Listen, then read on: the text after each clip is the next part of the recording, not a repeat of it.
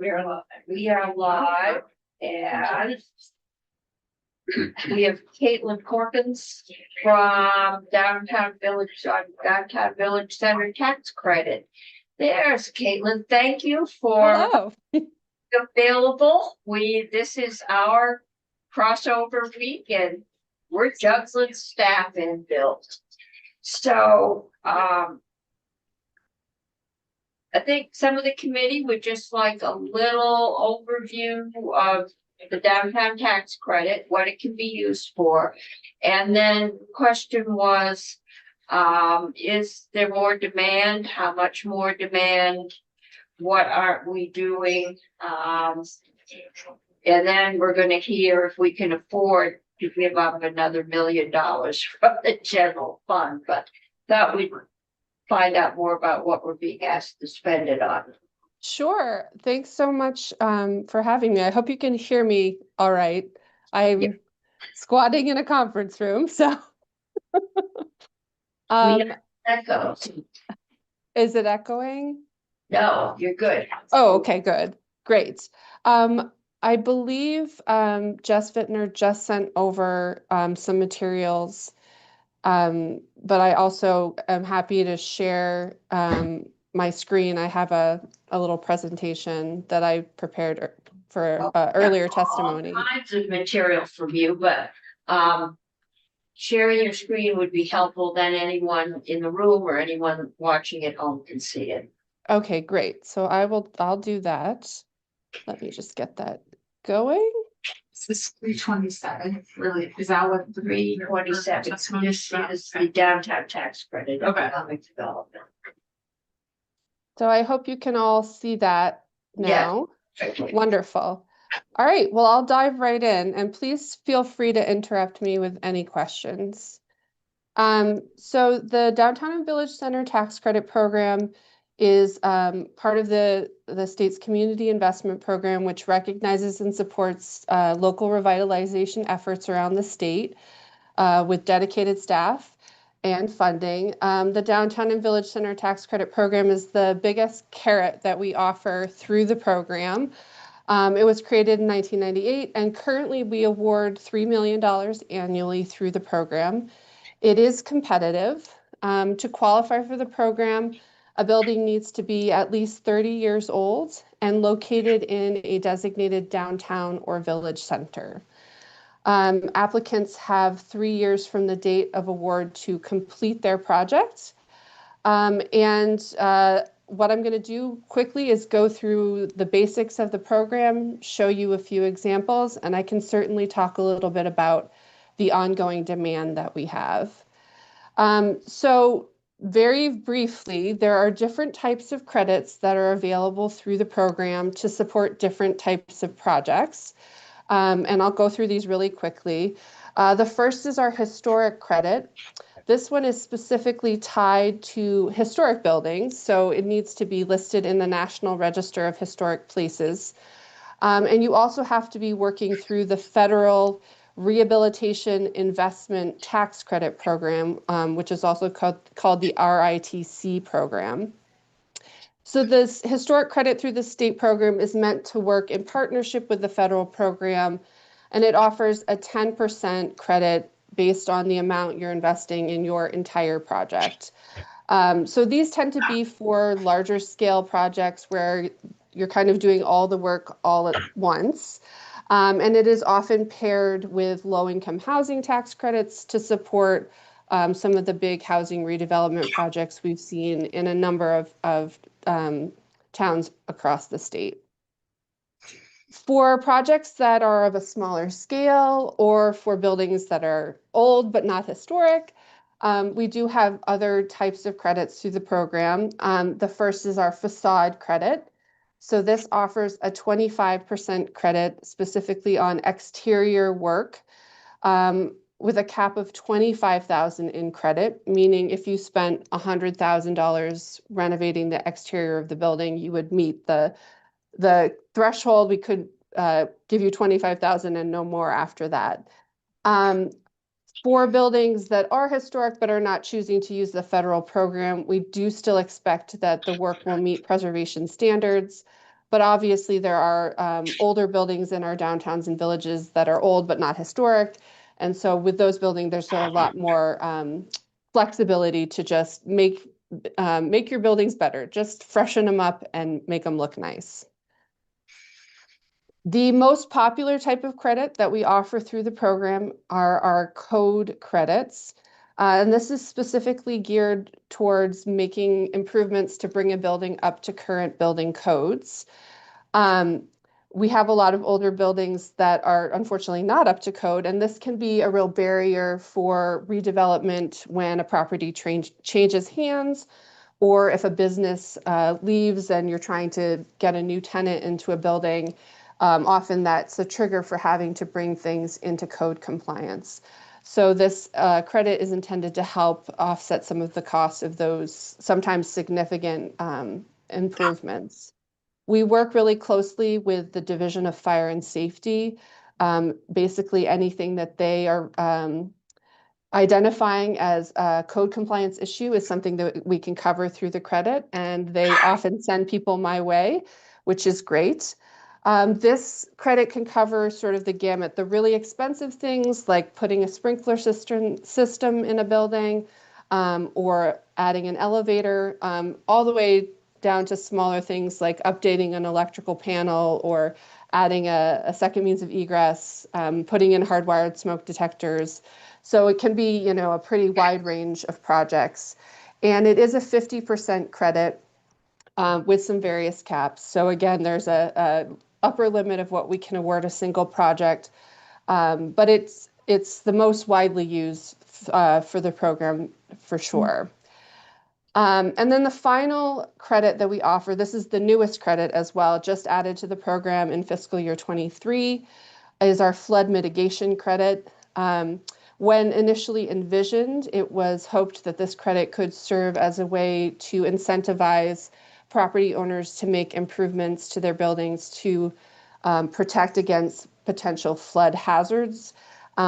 As it turned out, it was introduced, unfortunately or fortunately, I guess, depending on how you look at it, right before we suffered significant flooding in 2023, and then again in 2024. So the credit has also been used since it was implemented to support building owners that were impacted by these flood events to bring their buildings back online, and while doing so, make strategic and thoughtful improvements, things like raising utilities out of basements and improving foundations, adding floodgates, that kind of thing, so that, the next time there's a flood event, hopefully they will not be knocked offline again, or will be able to bounce back more quickly from any kind of flood event.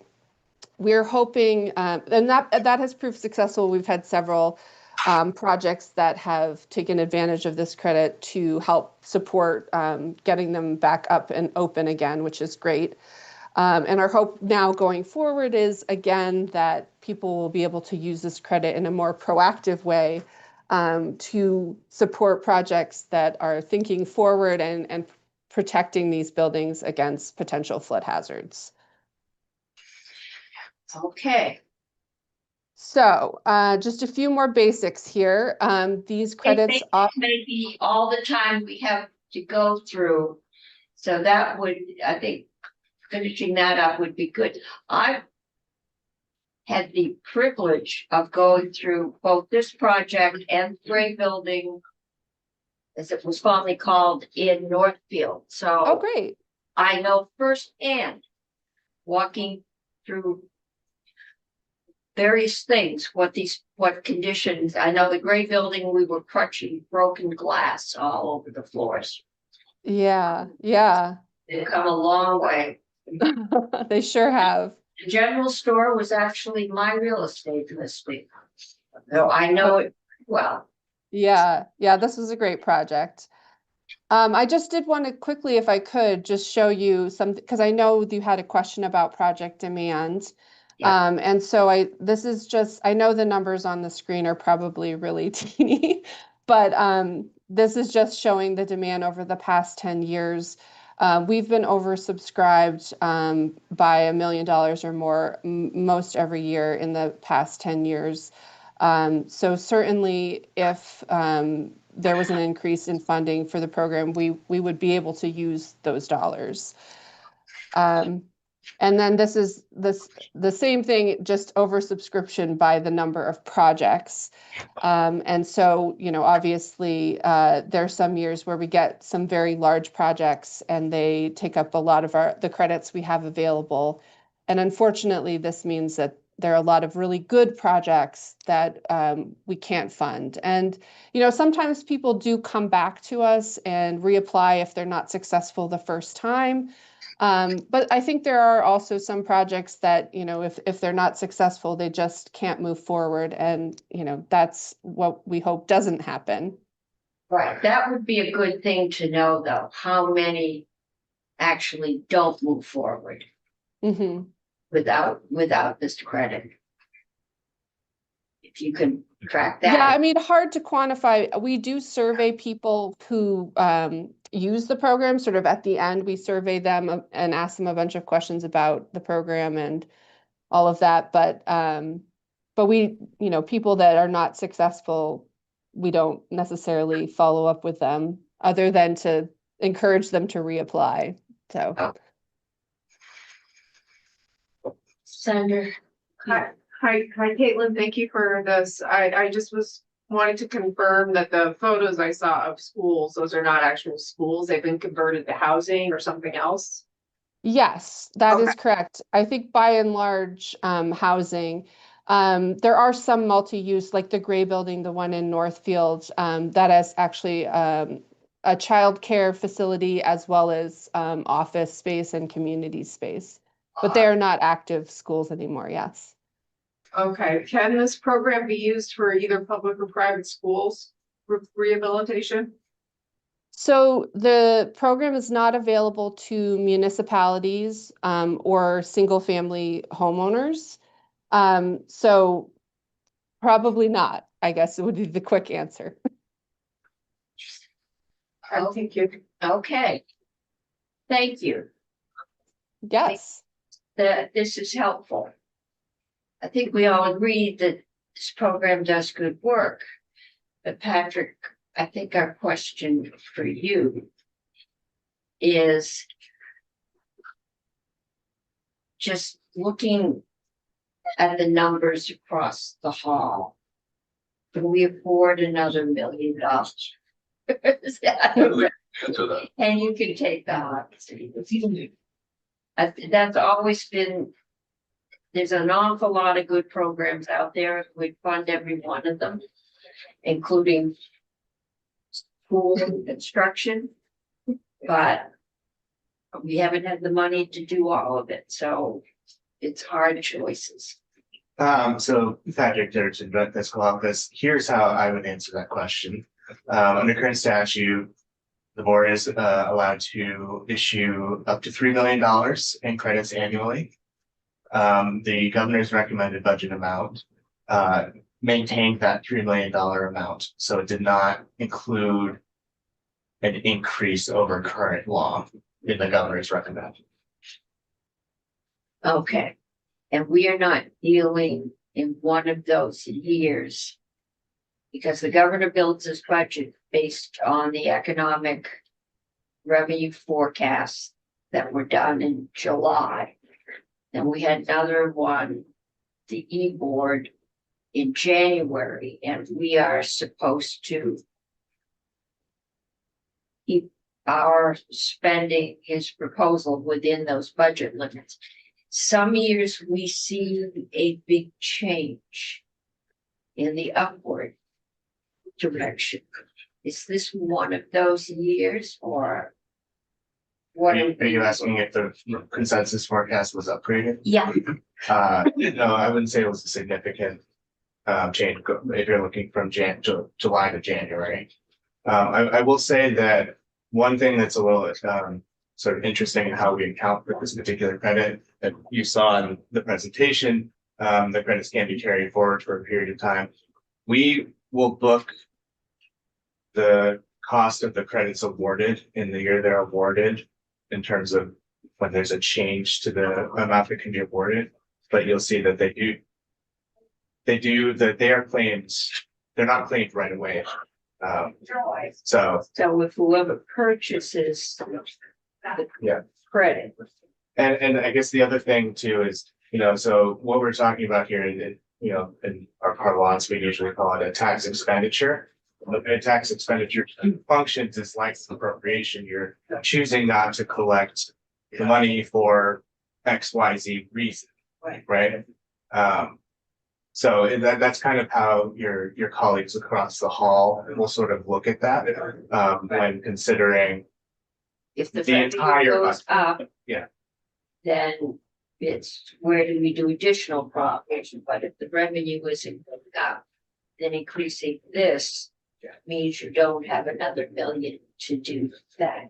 And really, it's a We don't conversation know for what you that- all to have about what priorities you have Yeah. and where you want to allocate them. That's your legislative prerogative. Committee, questions, discussions, this one will definitely go across the line. Because it's got lots of appropriations. I believe they're talking about it right. I think they are giving staff movement back and forth. So we can vote this out and get it officially over there, or we can say, we're gonna make this decision about the extra $1 million. Yeah.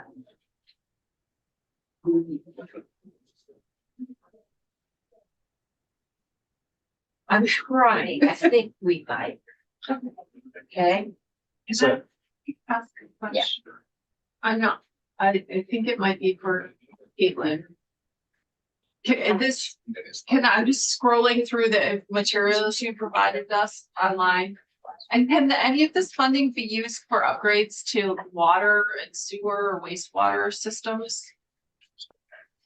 So unfortunately it cannot. We use, as I said, we partner with the Division of Fire and Safety for any code required upgrades to buildings, and that is not something that they are involved in.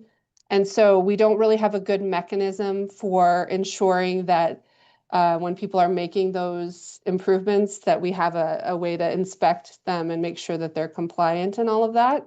So you don't.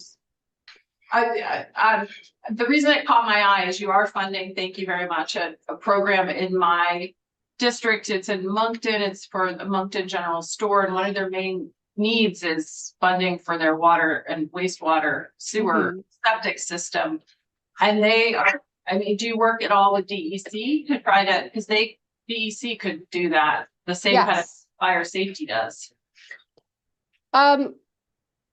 I guess that's a possibility. We do work with the DEC on brownfield mitigation. We have a process for that. It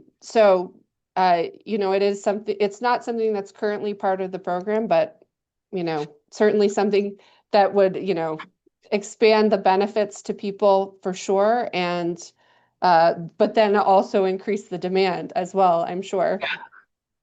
For sure, but that's a big barrier to especially rural development is wastewater and Yeah. water. Yes, we hear that a lot. she said, so you couldn't do. Well, this project But is it's a it's a private, Yeah. they're trying to open a Moncton General Store. And they need new septic They would, and they can't get it. It's really expensive. yeah. So, yeah.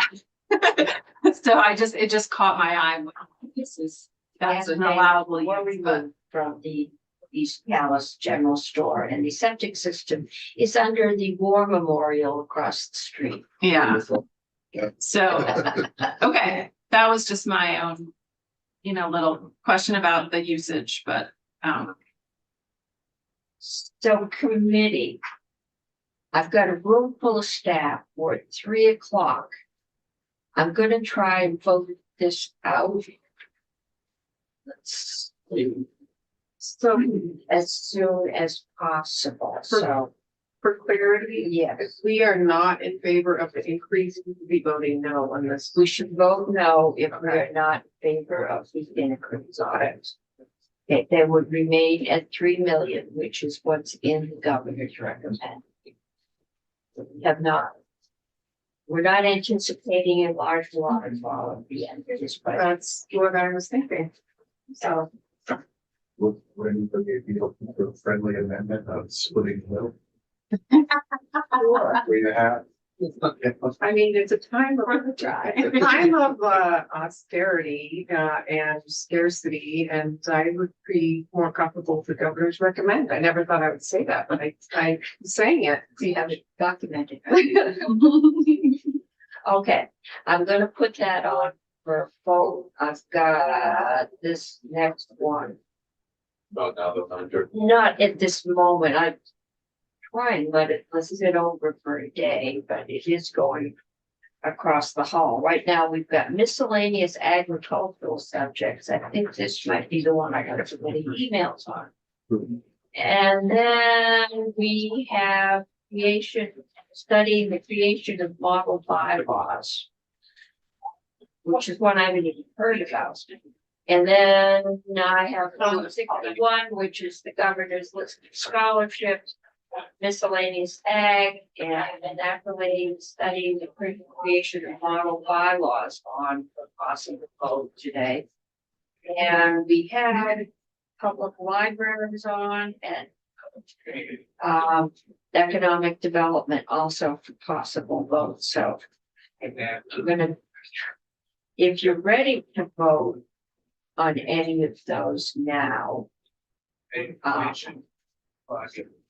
we could do the public libraries. We've been told that it will most likely go to a pros, and that the being worked on amendment could be added there.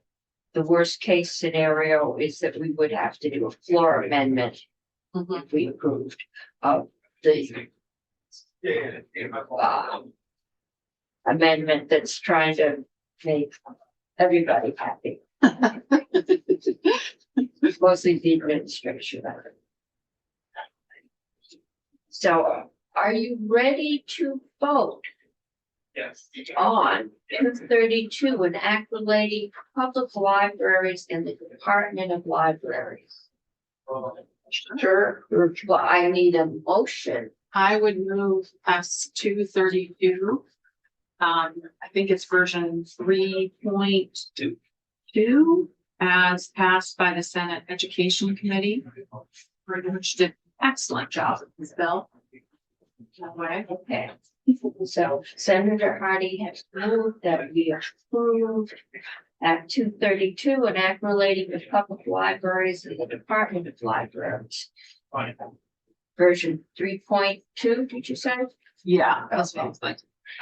Is there further discussion? Are there any amendments?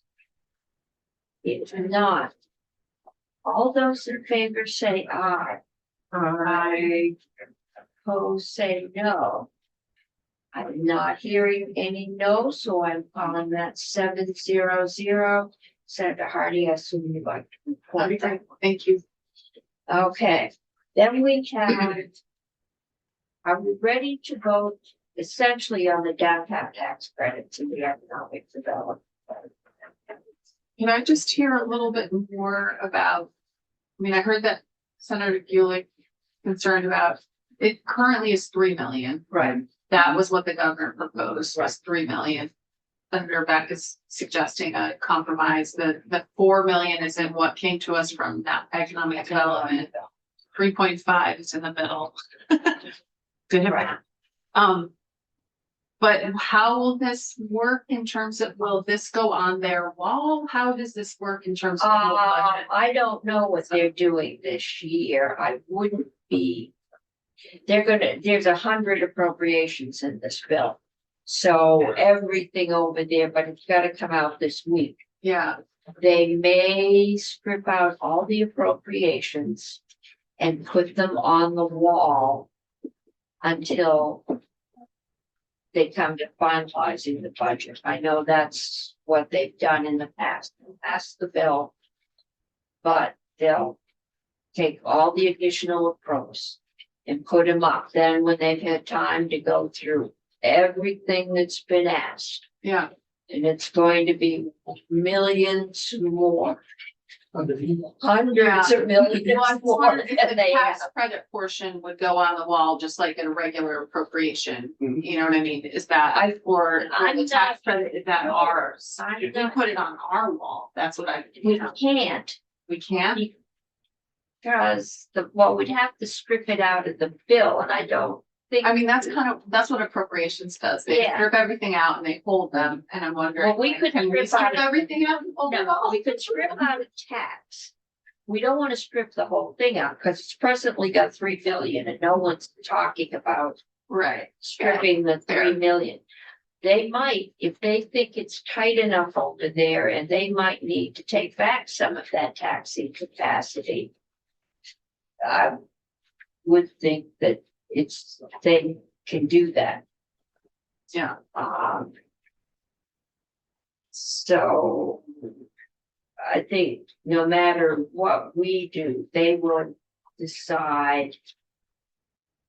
And this, I think, has been almost an annual discussion Yeah. since it's all started. And it has gone both ways in this committee. It always comes as an increase. I would say $1 million is slight compared to some of them that you've gotten. It's a good program. I don't think anybody says that we couldn't do more of it. But there's a lot of good programs out there that we aren't doing what we need to do the work. So. Question. I don't mind Senator Beck's suggestion, meeting in the middle. I think that sends a signal to approach that there is support for it, but a recognition of the realities we're in. I would agree. I've got 3. I mean, there's support for the 3 million, right? I mean, that's, Yes. so, This would be adding a $500,000. This would be asking to add $500,000. It doesn't mean, obviously, that we'll get the $500,000. Right. Yeah. It sends a message on the one hand, but on the other hand, it's a modest increase. So we will need to get an amendment drafted. I can tell Rick. It's all ready. Okay, so can you put the amendment up on the screen? Oh, No, he's- I was telling Rick Oh. that's what you want. I think we're going to, voting to increase from 3 million to 3.5 million. Okay, So I don't know if this affects anything, but the miscellaneous tax bill does have the same thing at 4 million. For the house. well, we're gonna be conferencing on that one too, I'm sure. And I'm sure the appropriations committees will, It is put in 2 places. yeah, It's dollar fund. at some point in this process. Yeah. Ever that, Ask a question to that point. When it works through the House, do you fully expect their House appropriations to strip out this amount? I was just in House of Reps on this earlier, and as far as I know, we're not anything up. Is there no such form as it? Is there no such form?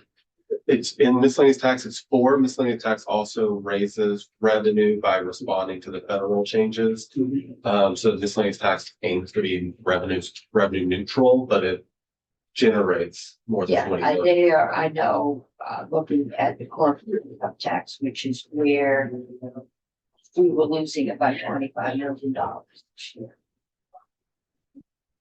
So they're looking into coupling, I don't know. You need that ASAP. Right. That you need Fritz amendment today. Can you get it done by the end of the day? I mean, I'm telling Rick, I'm telling 5 minutes. The amendment would be to strike out 4 and replace it with 3.5 million. Yeah,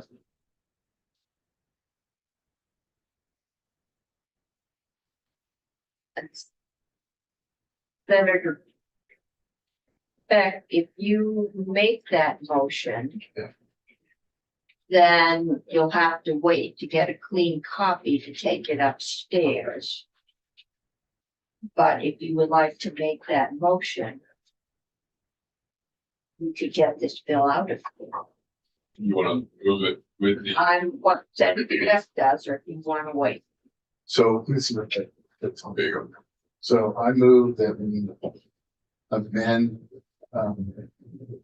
Senate Bill 327 as we received it in draft 5.1 from 4 million to 3.5 million for the downtown tax rate.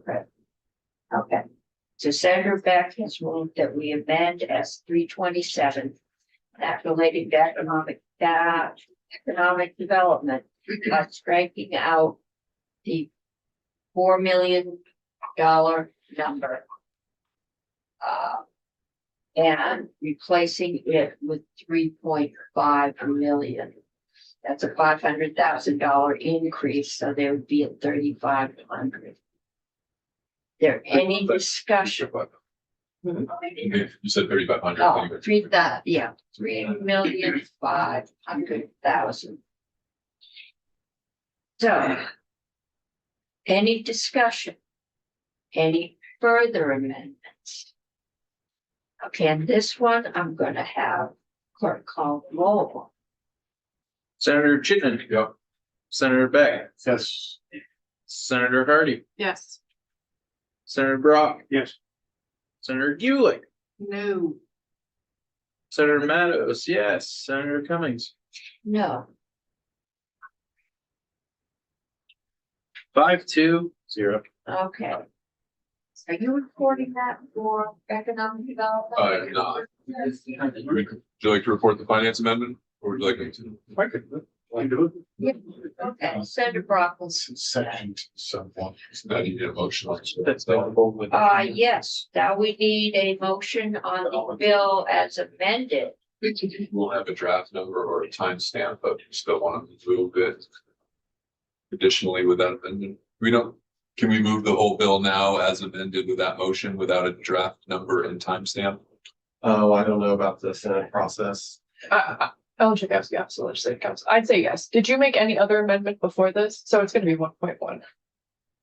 It was 1.1 as amended, So I move both. Would you like to motion now, Madam Chair? yes. I would. Oh, that wasn't as amended. I would now move favorably the bill as amended, draft 1.1, timestamp yet to be determined. Yeah, we have. Okay, Rick said he would be about 15 minutes, by the way. Good enough. Fine. You're all on the same page, so I Yes. think you're okay. we all know what we're doing. All right. Senator Chittenden has moved that we approve Bill 23327, an act relating to economic development as amended. And the amendment we just made, which was taking 4 million down to 3.5 million. Is there any further discussion? If not, all those in favor say aye. Hi. Opposed say no. I'm seeing that as 601. And Senator Brock is going to report for the committee, which is basically just our amendment. So that's what's gonna go down there. Yes, 1.1. Right. But 601 is what the vote will be, Yeah. Yeah. So any of those. 601 is the vote, right? and they'll probably come through the door. Public libraries, is anybody? No, we did that. Yeah, we did it. Okay, I'm getting behind here. All right. So we have cleaned that section. Now we're going on to miscellaneous, agricultural subjects, and I have Bradley, Kirby, and Ellen. I don't know if that's the correct order. Yeah. Oh, no. Yes, Thank you. please. Thought there were two calls. We're on a roll. They'll slow us down. They don't want to have to stay till 10 o'clock at night without pizza. Well, I concur. Bradley Showman, Office of Legislative Council. And so I'm going to do a brief overview of Senate Bill 323. It is a big one. And so I'll give you the 10,000. I will give you the 10,000 foot level view of this bill. I'll share it on my screen, but I'm going to be probably scrolling through this. Is this the bill that is dealing with the court? Tax Street? Yeah, that did away with the blanket exemption for agriculture in downtown. I have had more emails on that one, so if you can explain Oh, great. Okay. what they do. Okay. I understand that we couldn't just put it back in, but that they were working on something else. Yeah. So, just some history there. Up until the end of May of last year, the state was operating under the assumption that municipalities could not regulate farming activity that was subject to the required agricultural practices. And so the short version of that is the required agricultural practices rule is a series of water quality rules from the Agency of Agriculture that is meant to regulate farming and be in compliance with federal water quality and pollution requirements. And so not all farming is subject to those rules. You have to reach certain thresholds in order to be subject to those rules, such as farming with getting a gross amount of receipts from farming, having a certain amount of acreage, having a certain amount of animals, things of that sort. To be subject to those rules. Smaller scale farming was not subject to those rules and thought of as being able to be regulated by municipal governments, but the kind of larger scale farming was. And what Taft Street did, so Taft Street is a Vermont Supreme Court case that came out at the end of May last year. And what that case did was construed the statute, the controlling statute, a little bit more narrowly than practitioners have been construing it so far. And so what the Vermont Supreme Court said is that municipalities are free to regulate any farming activity, regardless of the size, regardless of whether it's subject to the required agricultural practices rule, so long as those municipal regulations do not regulate the actual practices as outlined in the required agricultural practices rule. So you got free reign to regulate the farming, but weren't able to regulate the kind of water quality rules and treatments and things of the sorts that farmers had to do. Okay. And that's how the Supreme Court read that rule. And so there's some folks who think there might be some unintended consequences with that, to kind of open the door for municipalities to regulate farming activity. And so what this bill does is meant to kind of restore that pre-Taft Street understanding of the municipality's role in regulating farming, while also accounting for the desire for municipalities to regulate some kind of farming.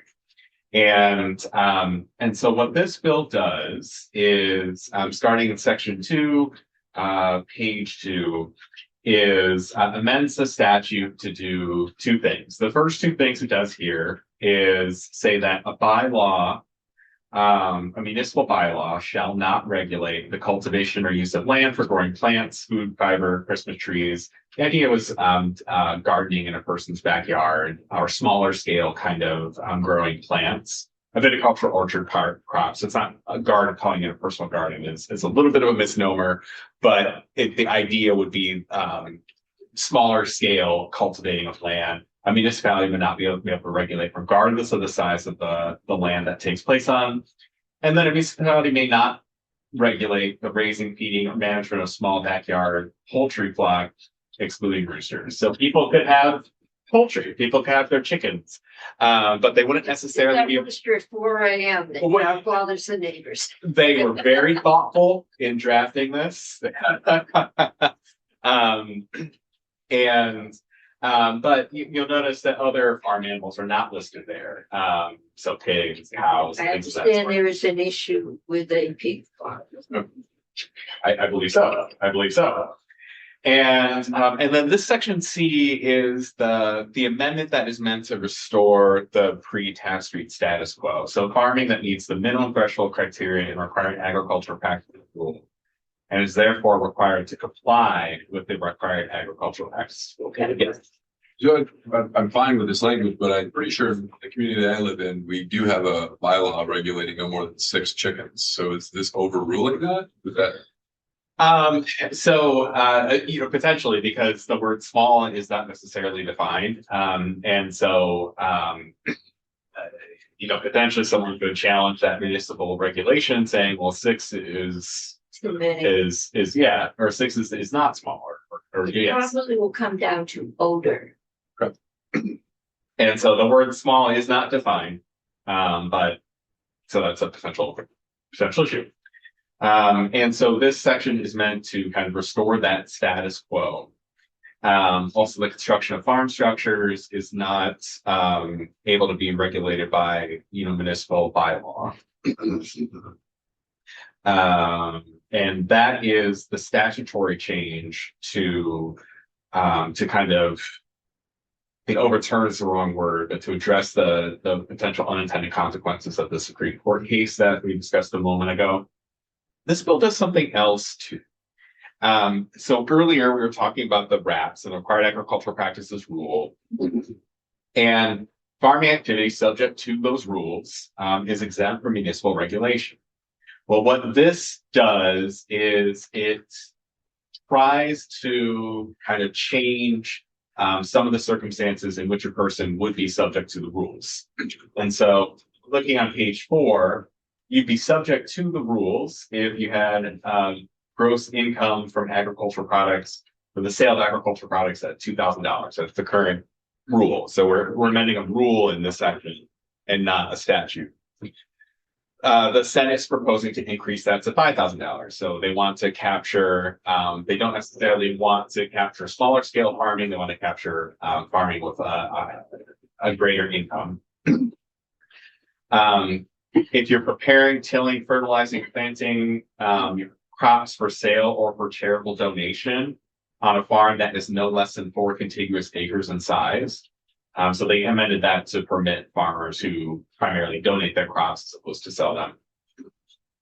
This is staying the same. If you have this number of animals on no less than 4 contiguous acres in size, you're subject to the rules. No changes there. The secretary One otherwise. subject if you have 15 swine. Yes, so you would be on no less than 4 contiguous acres in size. And so there's a size and a number of animals criteria there to be subject to the rules and therefore exempt from municipal regulation of agriculture. And then another thing this bill does is it makes a change here.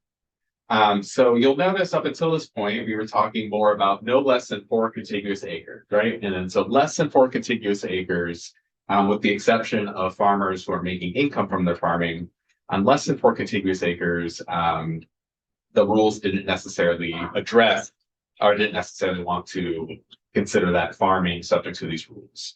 And so what this section does is if you're raising, feeding, or managing livestock on at least 1 and less than 4 contiguous acres in size, and has a sufficient land base for appropriate nutrient management, you would be subject to the required agricultural practices rule. So what this piece is meant to do is to regulate individuals who might be raising livestock on 1 to 4 acres. And so smaller parcels in the agency of agriculture is normally regulating, but not but in the 1 to 4 range for raising livestock. You'd be subject to the rules, and then you would be responsible for carrying out these rules and ensuring that you're meeting these water quality standards. The next change here is for someone who's raising, feeding, or managing livestock on less than 1 contiguous acre or on between 1 and 4 contiguous acres in a municipality that lacks ordinances or bylaws to regulate livestock, the secretary can determine after opportunity for hearing that the livestock are causing significant adverse water quality effects, and the required agricultural practices rules apply. And so this scenario is supposed to get at situations where someone is raising livestock on less than 1 acre, and they do, that does happen. They might be having a significant impact on water quality. If you're, processing an animal or something of the sort on a small acreage, you could, have things leach into a water supply. And the secretary could make a determination after an opportunity for hearing to determine that those practices should be required to follow the state's regulations. Yes. Can I ask, so I think you've already gone over this section, but I don't think I've heard you mention it. Bottom of page 4. Adding the or for charitable contributions of farm crops. Yes. I think this comes into play in a couple places. This does, yes, this does come in later. And this comes in later, and Kirby will tell you more about it, but it comes in later when discussing eligibility for land use appraisal for agricultural lands. Yeah. This bill would change that such that donated farm crops would at a certain dollar amount would make you eligible for land use value appraisal. So that's right, Kirby. Yeah, okay, so Kirby's gonna talk about it in that context, but in this context, this is just saying whether you're planting things or et cetera for sale or for charitable, that's makes it an owner of the enrolled and unrelated to the owner of the enrolled land. What does that mean? Does enrolled mean enrolled in UVA? Enrolled in the required agricultural practices. So that might be Enrolled in. I don't think you're enrolled. I think that's enrolled in use value. It's the same language that's being used in this section and in the Kirby Key Legislative Council, the same section relating to current use. Yeah, So yeah, maybe we can. Oh, maybe that was just a copy and paste error on my part then. yeah, I don't think it makes sense in this context. Right, so- And I'll have more questions for Kirby when we get to Kirby's section Okay, about this okay. language, but Okay, no, that's good. Good, thank you. Yep. Okay. This is coming. Yes. Okay, and so those are kind of the changes to municipal regulation of agriculture. So what this bill does is, in terms of that piece, is it tries to restore this idea that municipalities may not regulate agriculture activities subject to the required agricultural practices rule. Make some changes to what would be subject to those rules. And then essentially permits municipalities to regulate things that are not otherwise prohibited, right? And not subject to these rules. And municipalities also can't regulate small backyard poultry flocks and growing of plants. So that is the big piece on this bill. Are there any more questions on that piece? Because there's a lot more sections of this bill. Yeah, no, I think. Okay. okay, I do have a question. So just on page 5, where it says raising blah, blah, blah, livestock on a farm that is no less than 4 contiguous acres in size. So if it's less than 4 acres and they're raising animals like this, then it would be subject to municipal regulation. Potentially, unless another criteria is met that is currently in the rules. Okay. So in downtown Burlington, next to Senator Gulick's house, somebody couldn't have 15 goats on their property if it was only 1 acre lot. Potentially, and that's one of the problems of the rule. And so we do have one thing I do want to point out is number 6. Well, I guess one of it's one of the kind of loopholes, right? And one of the things that this rule the amendments to this rule is trying to change is to say, if you are raising, feeding, or managing livestock on 1 to 4 contiguous acres, we can regulate you. And if you're doing on less than 1 contiguous acre and you're having adverse water quality effects, we can regulate you. But otherwise, it would be subject to municipal regulation. And if it does not meet the criteria set forth in this rule. Did you just say it wouldn't be subject to municipal regulation if it was 4.1 acres or greater. That is correct. It would not be subject to municipal regulation. It would be subject to agency agriculture regulation under these rules. What if they're pets? It would not necessarily. That is a good question. We had 2 pigs in a very small downtown lot. Mhm. And so Complaint that I know of. They were cute.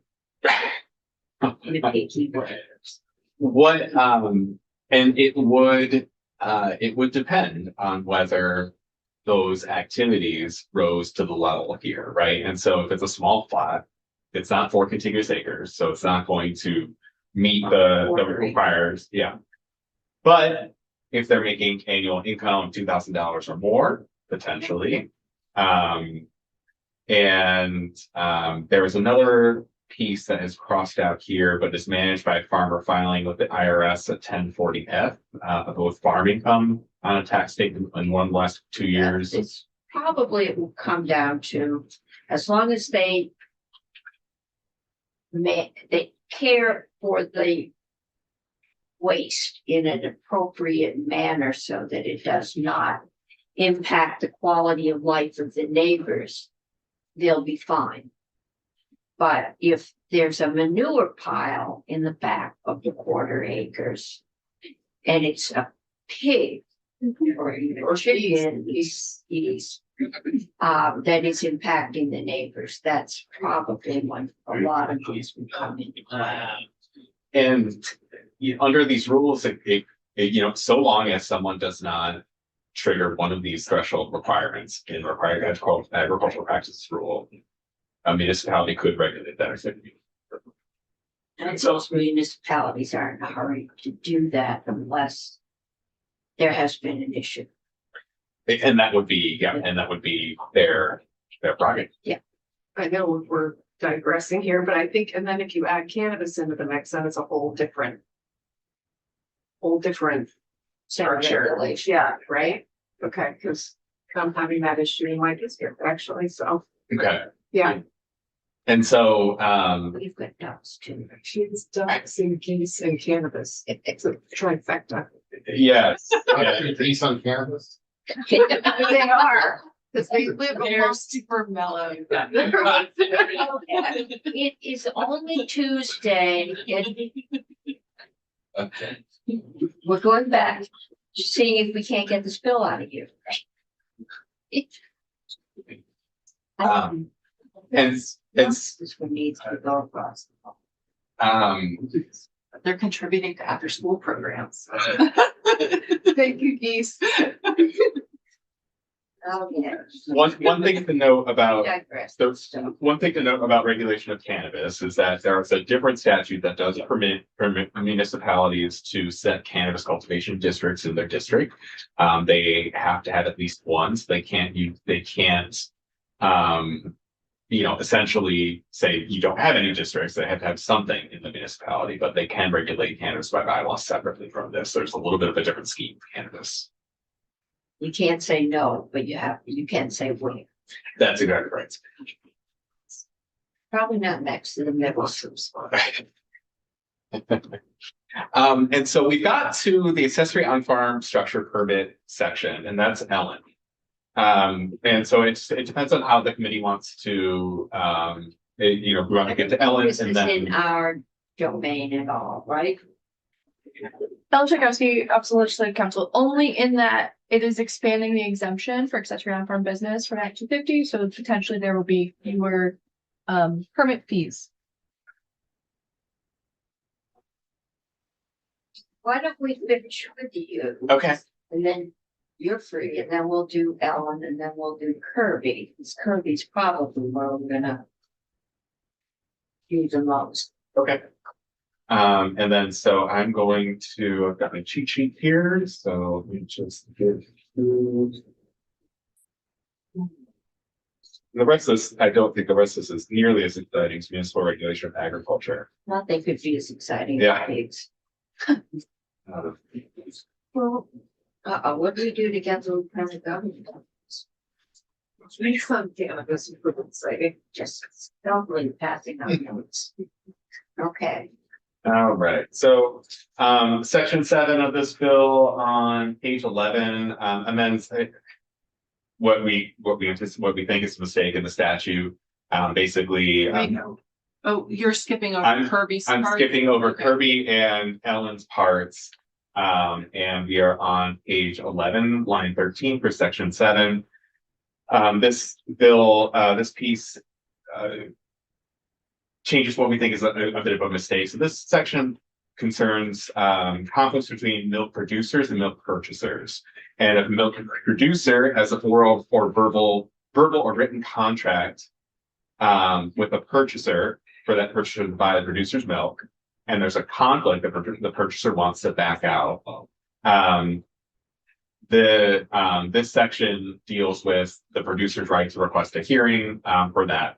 And so what they changed is if a request for hearing is made by a producer, refusal of the purchaser to purchase the goods shall not become operative until hearing a decision in the purchaser's favor by the secretary. The statute as written, it says if a hearing request is made by a purchaser, refusal of the purchaser shall not be made operative, and that didn't make a lot of sense given the context of the statute. Because you'd be requesting a hearing if you're harmed by something. So it'd be the producer requesting a hearing to force the purchaser to go forward with their contract to purchase the bill. Not the purchaser would be the hearing. This next section on page 13, section 8 is permits the local, what we call the farm to school program contracts, the local foods, changing it, proposing to change it to the local foods program. Currently, there are only grants set up for the farm to school program. And this section would permit the Agency of Agriculture to provide local contracts in addition to grants for purposes of helping Vermont schools develop a farm to school program. And so this section just kind of changes that to allow for contracts in addition to grants. What does that do in practice? I think in practice, grants might have more reporting requirements, might have more administrative process involved in applying for reporting out the grants and things of that sort. So this would, permit the Agency of Agriculture to contract with an individual to set up a curriculum program to help schools develop part of the school program. Would necessarily be a grant that has reporting requirements, things of that sort. That is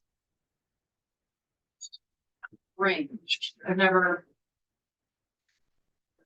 heard of this. I've heard of changing the word grant to award, but doing it in contract. I mean, a contract is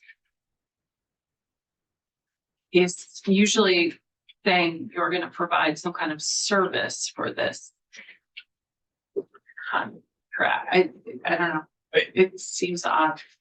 And it might be worth, getting testimony from the Agency of Agriculture to get more information about, what their thinking is on that piece. But the idea from, at least from testimony that I've heard, is that they think that it would be administratively more efficient to be able to also pursue contracts instead of grant awards.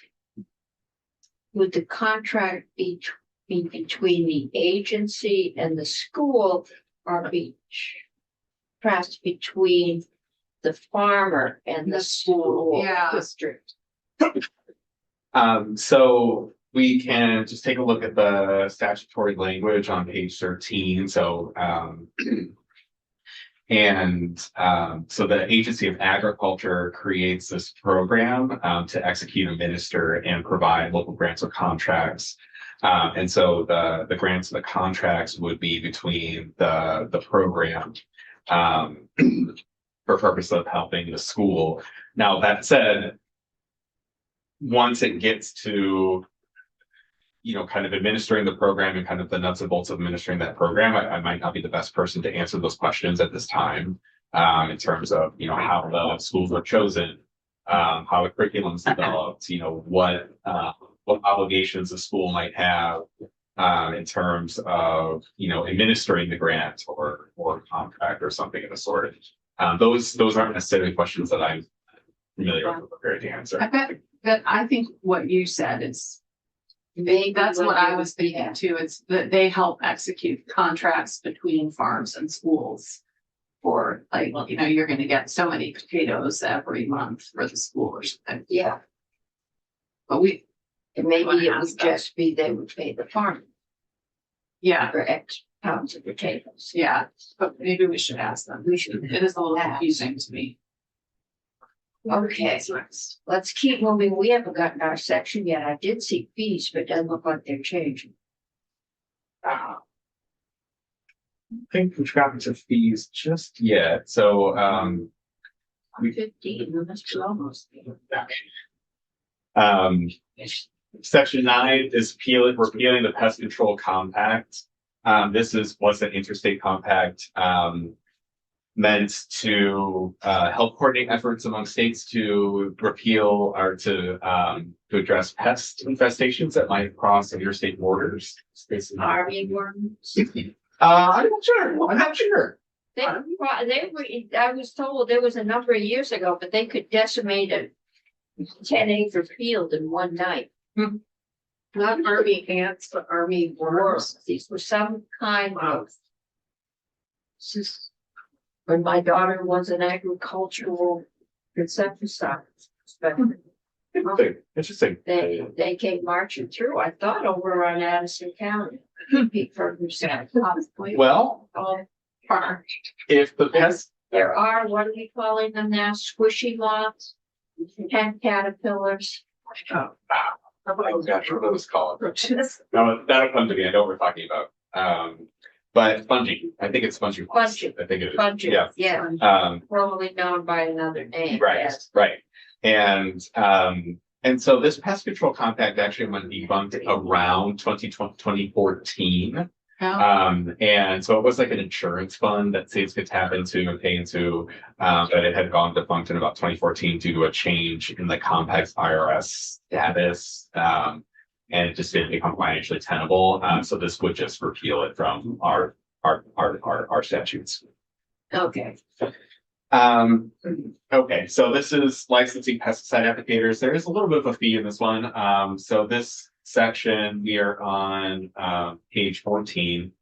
And actually on page 15, this section would permit an individual to take the pesticide exam as many times as they'd like. Currently it's limited to the second or third, or to 3 tries. And I think by rule, it might be 3 tries in a year, but the statute doesn't actually specify a time frame.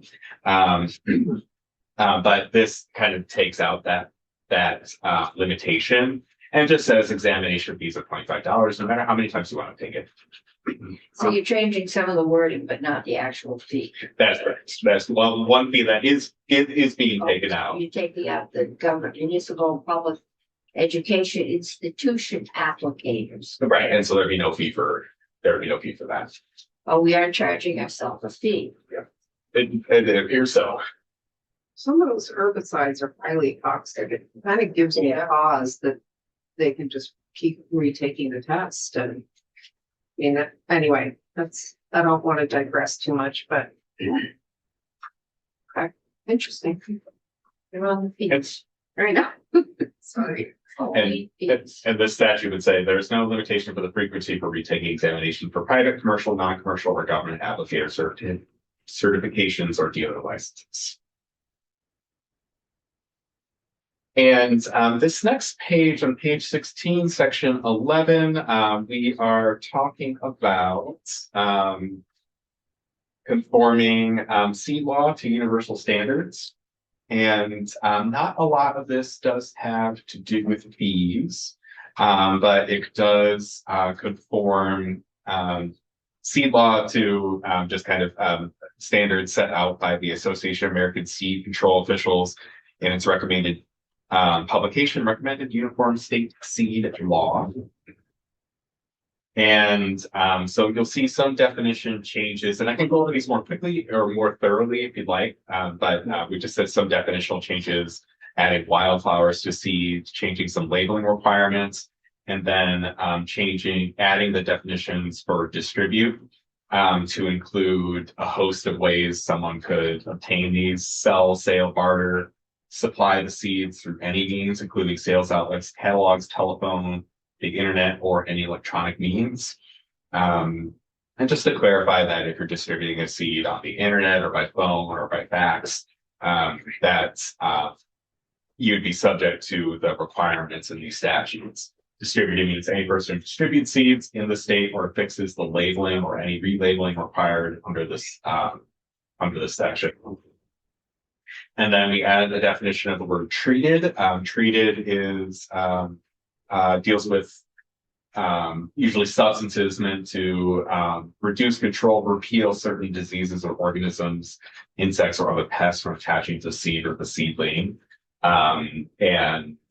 So it's adding a definition of treated, and also permitting the Secretary of Agriculture to use terms defined in addition to the terms defined in subsection A to also refer to the Uniform Seed Law for additional definitions of items. When I go out to my local box store and I buy seedlings or flowers, there's been a lot of concern that a lot of the seeds those flowers come from have been treated with insecticides. Are those going to need to be labeled now? They should be. They should, and they should already be labeled. Okay. If they're treated with some insecticide or something of the sort. So I could look for non-treated flowers that won't kill my bees. Yes. All right.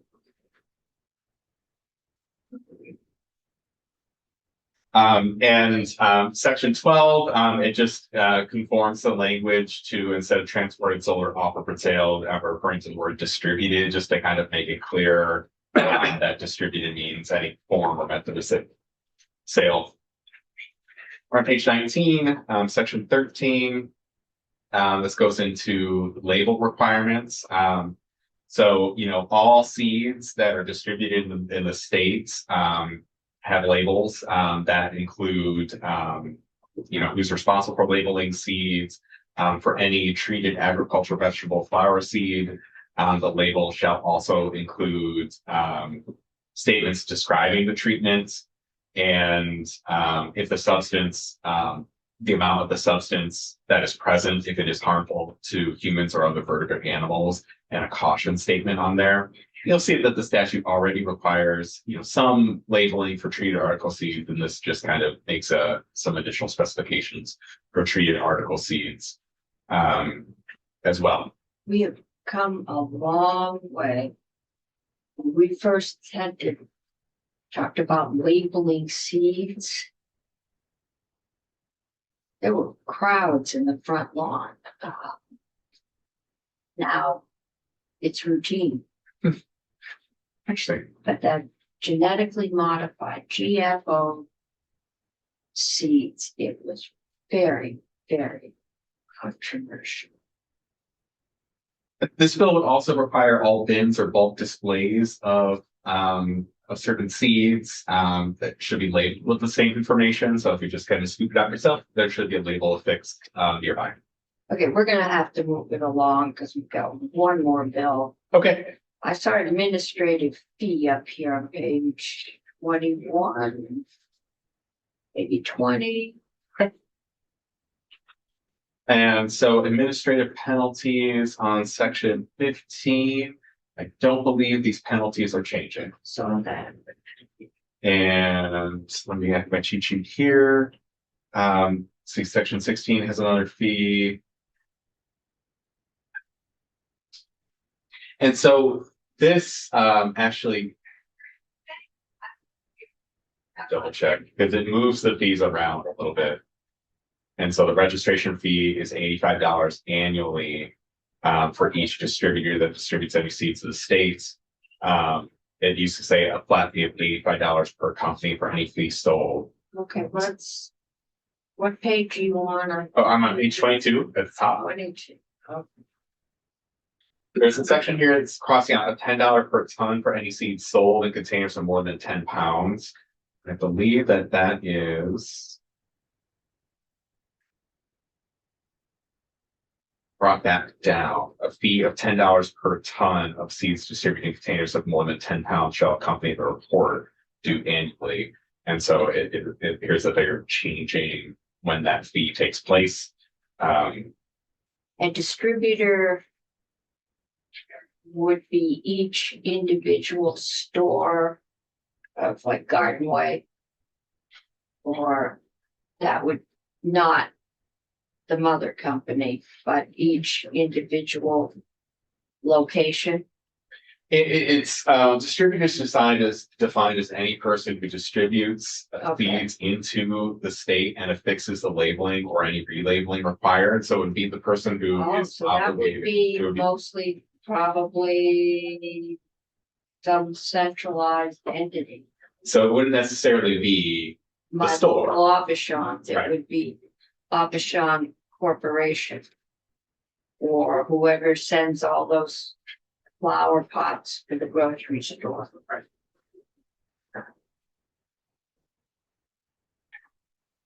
Canada require this. An awful lot of the plants that come in here seem to come from Canada. I wouldn't be surprised. But if they want access to the market, they do have to register. Have to do that. Yeah, so, and that is, reflects the current structure. So they register, but they are gonna have to pay $10 a ton. That's crossed out next. So, and so this is, so they're required to register, and then the $10 per ton fee is actually added down here, to reporting. So a fee of $10 per ton shall come, of seeds distributed in containers of more than 10 pounds. Yeah, Shall, it's crossed out But it comes back in. it comes back in on page 23. in page 23, okay.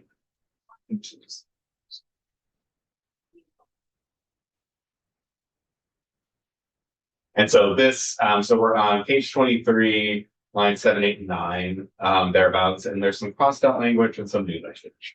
And so this section used to refer to the fees based on the $10 per ton rate. It used to reference the fee above, and the fee above is now crossed out and described down here. A fee of $10 of seeds distributed in containers of more than 10 pounds shall accompany the report that is due annually. Okay. And no fees. No fees.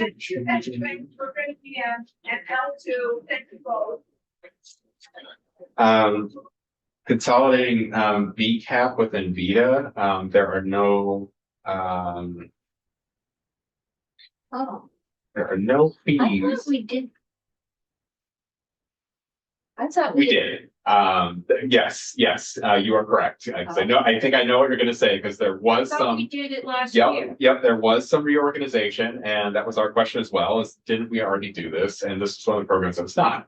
And so, this is being reorganized, from chapter 16A to chapter 12, subchapter 16.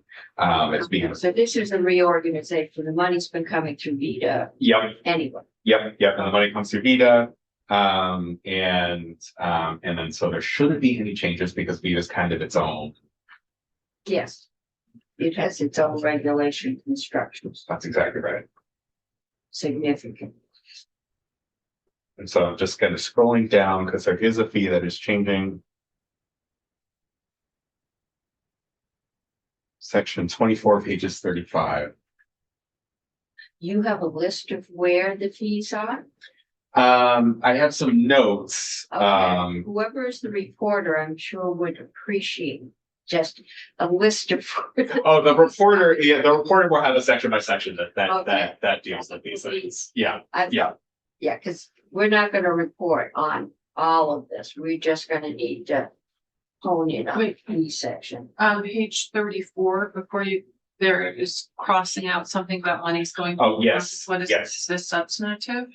So this was a program in, that VITA, Yeah. said that the Vermont Agricultural Credit Program, the Vermont Agricultural Credit Program is already kind of a project of VITA. So VITA, under the current law, sets up a nonprofit corporation, the Vermont Agricultural Credit Corporation. It's a nonprofit entity that administers the Vermont Agricultural Credit Program. The Vermont Agricultural Credit Corporation is a program of VITA. And so VITA is already aware of the kind of things that are going on. And so when VITA was proposing moving the statute, they said, we actually don't do this program. And so they suggested crossing it out. They don't do the Vermont Agricultural Credit Program? No, they don't do the, thank you for that. The monies in the fund may be loaned to the Vermont Agricultural Credit Program to support its lending operations as established in 16A. And so there's this line of credit for farmers that was the program of the Vermont Agricultural Credit Program. And VITA says that they don't administer this particular line. Does anybody administer it, or is it just not a thing? As far as I'm aware, and it might be worth asking them for more details on the workings of this program. As far as I'm aware, it's not an active program in no entity in the state is administering this line of credit. Last, I thought I saw Vermont Jobs Fund up there, but I don't think I did. You might have. There is, this is under the Vermont Jobs Fund. Yeah, because we did this. I remember the Vermont Jobs Fund, and there was a whole reorganization. And a lot of these that had been just kind of hanging out there and weren't really being used anymore, got consolidated under VITA.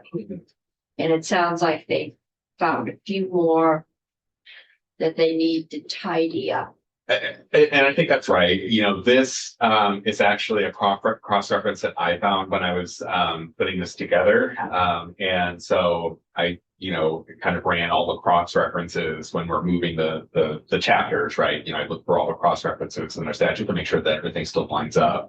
And I brought this one to their attention and they told me, oh, we don't actually administer. This is not a program that we administer anymore. Because we did a lot of programs. It might have been as long as 10 years ago, but when farmers were selling off herds like crazy, there was a real shakeout of the farming industry. I think last time milk prices died. And I know we put a lot of programs in place, and it sounds like now we're looking back and saying, well, we're really just using one of these programs. And if there's any money sitting anywhere, it's all going into the one program because that's what you're using. Okay, are we running with, we may be running. So I can just point out a couple pieces that are changing that are pretty substantial in this. Page 35, permitting of large or medium farm operations. It's removing the fee for a large farm operation was an annual $2,500 fee. And it removes the fee for a medium farm operation, which is an annual $1,500 fee. I believe the Agency of Agriculture said removing both of these fees adds up to about a little over $200,000, maybe between 200 and 250,000. I don't have the exact number, but they're removing these fees. I think the idea is that they feel that it's a way to support farming and that farmers are burdened anyway, so it kind of reduces an economic burden on farmers. Okay, would I think also we're gonna reduce- have to have the Department of Agriculture come in and. Question. Well, first of all, is there a fiscal note? I don't see it on our website. He doesn't have it yet. JFO Have 20, it? yeah. Okay, I think this bill just came out and it's a big bill. yeah, it's long. So Bradley, I asked one of your colleagues about this, but I just want to double check for you since you drafted this. My understanding is that these fees are fees, they're just regular, quote unquote, regular, large and medium farm fees. There's another fee that is for CAFOs, but that goes to the Agency of Natural Resources to administer the CAFO program. Mhm. And that's not this fee, even though CAFOs are referenced. This is not eliminating the CAFO fee that was just established last year, basically. That is correct. The keep Okay. use still is. Okay. This is just the large farm fee in the middle of the side.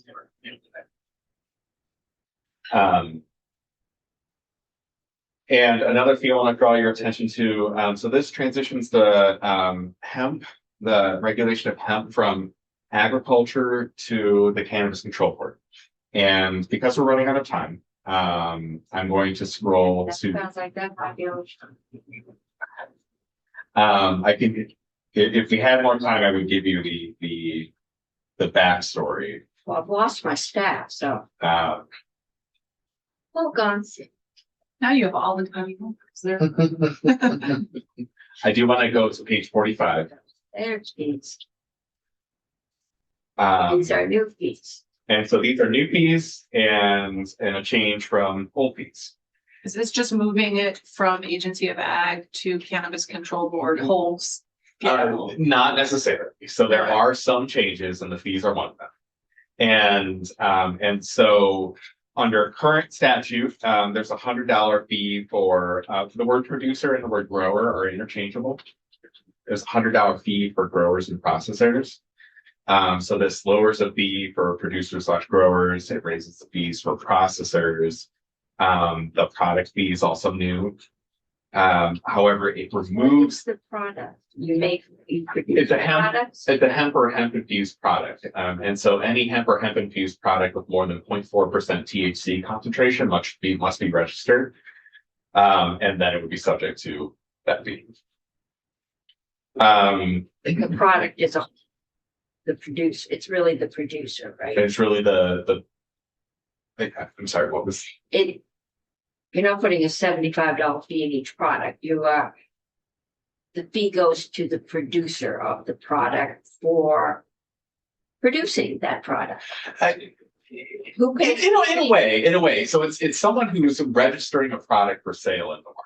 And so if you have a hemp infused honey Okay. and you're selling that hemp infused honey, you pay a $75 fee and then you can do sell. that- 100. That's it, you're paying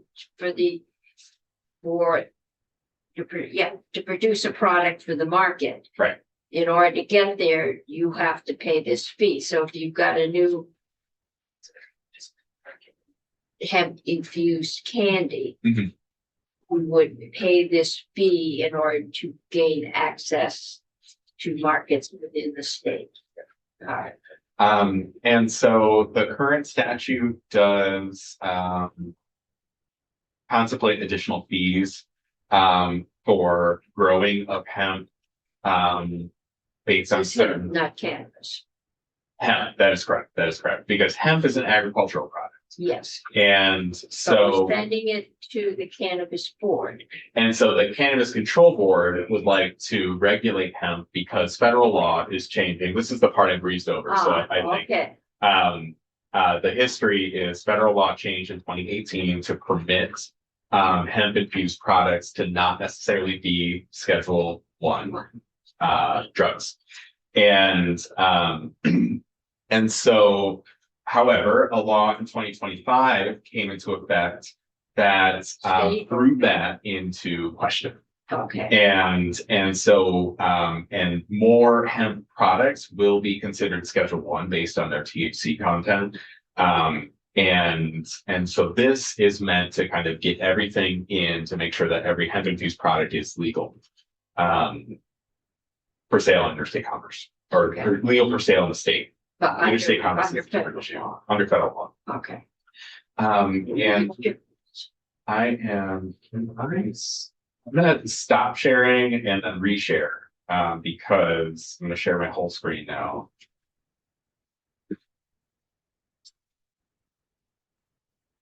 Okay.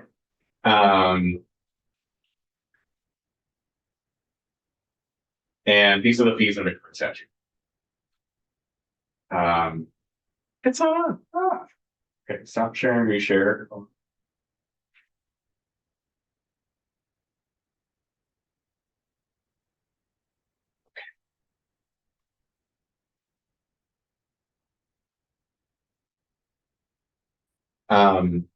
And so these fees are being removed. And so these fees are, there's some exception, but except for provided below, an application or renewal of registration to grow, process, or grow and process hemp commercially, is subject to these fees. And so these are fees based on acreage, and you can see the acreage or poundage here would have to pay these fees, and these fees are being removed from the current statute. And new ones are being put in. And new ones are being put in. Okay, we are gonna get from Department of Ag. And this might also be, Cannabis Control Board also, because the fees are going to. the Cannabis Control Board. That's exactly right. Yeah, we need to hear from all of them.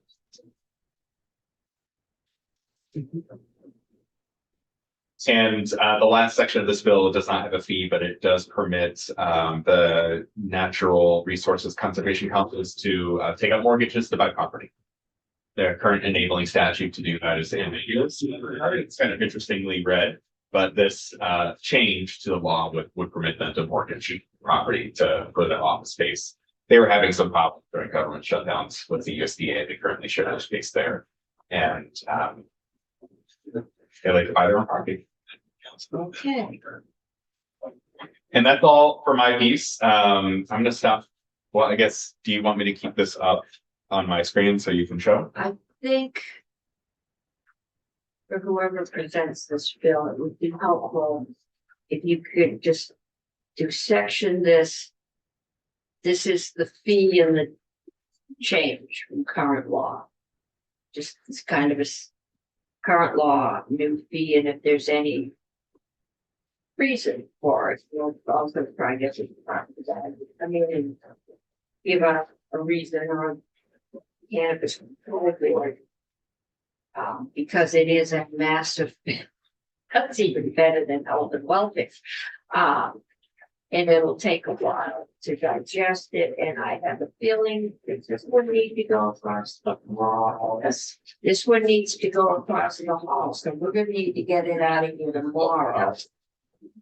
Assuming that they're probably taking testimonies, but they need it. So, any questions at this point? Well, I have a question. Is Kirby gonna come up? Kirby is Okay. coming up, and, who else? And Ellen? And, Ellen, yeah, and It would be. Ted. You want to go down? No. So you can leave the computer. Oh, yeah, I'll leave it That's for you. Ted is the next one. So I'm happy to be very quick. I've got 3 agendas here. Let me make sure I got the right one. I've got on this one. So Kirby, I have you under this, but I don't have a handout from you. I was just gonna walk through, there's a couple sections of the bill. Okay, so Ellen, does that work for you?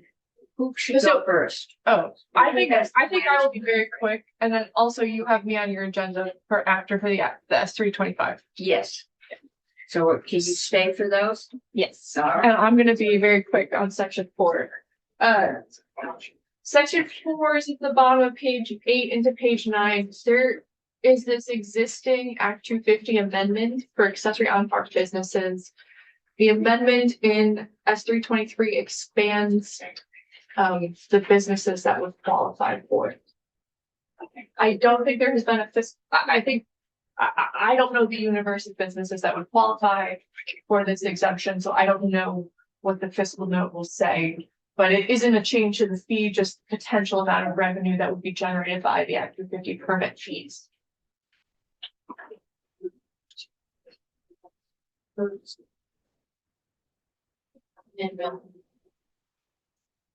Sorry, did you say what was being exempted? What types of structures? I did not. So, for accessory on farm businesses, currently there's an exemption for businesses that are, preparing or processing qualifying products. So long as 50% of the total annual sales come from products grown on farm. This is an exemption from Act 250. Act 250. And so the amendment being proposed in S 323 would expand that for businesses also if not more than $250,000 adjusted for inflation and total annual sales comes from products that are not produced on the farm where the business is located. Taking a step back, this permit is for new building constructions? And so how would they know how much materials they're gonna process in that? It's a very good question.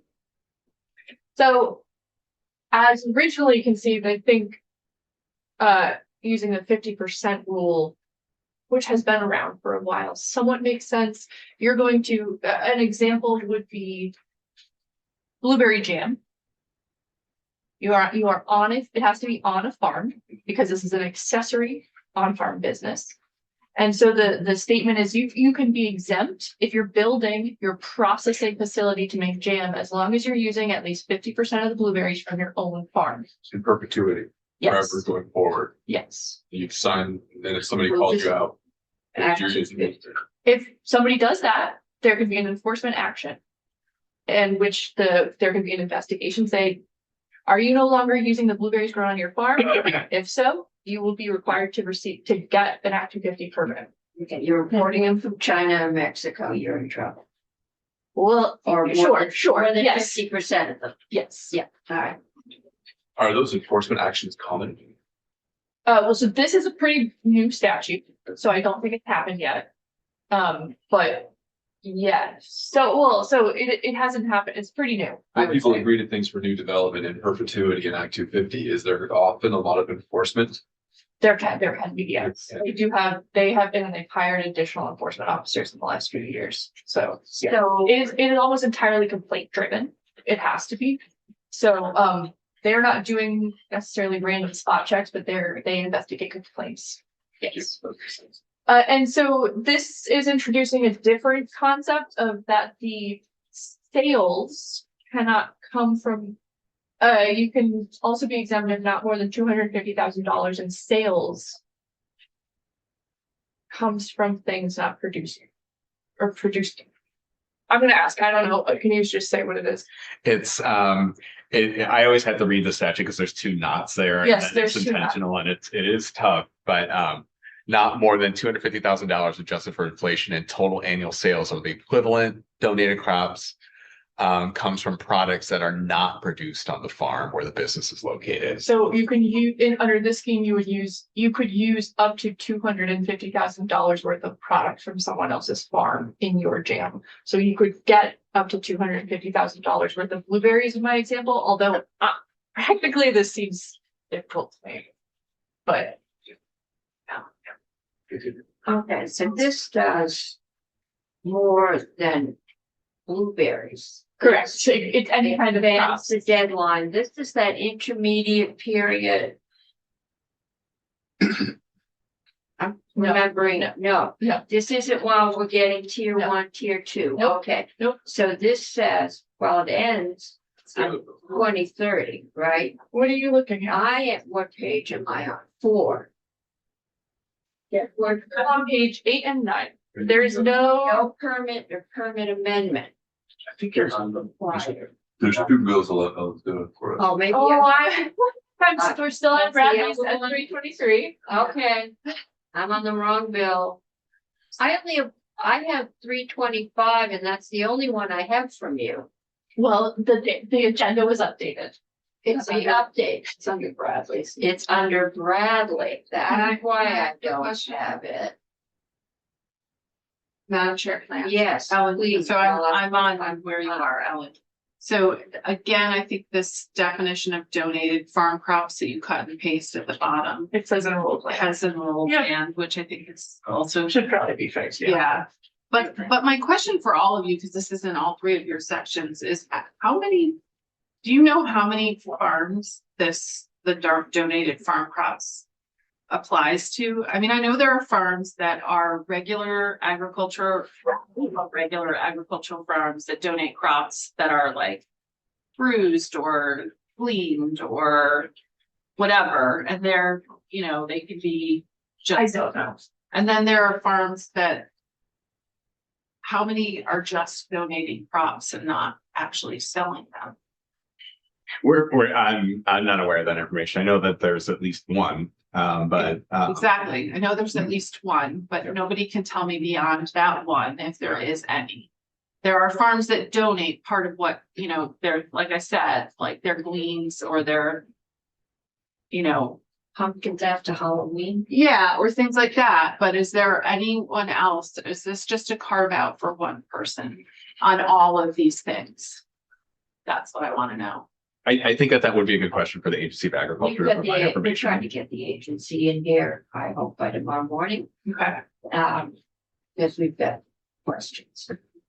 So in S 323, Yes, all right. section 4 is not related to the tiers. It's an existing exemption for accessory on Okay. farm businesses that's being expanded. So potentially more businesses will be exempt under this exemption. Okay.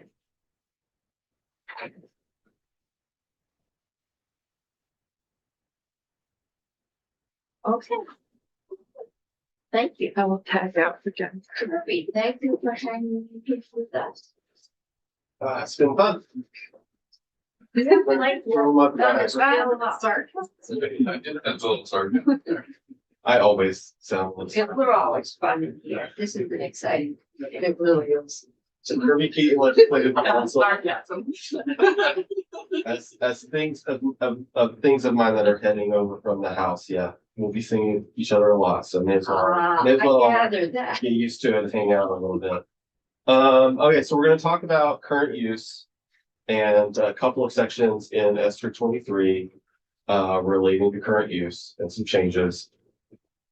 We're looking at the definition of agricultural land within current use. What page are you on? Okay. I'm on it starts at the bottom of page 9, but the changes are on page 10, starting at line 11.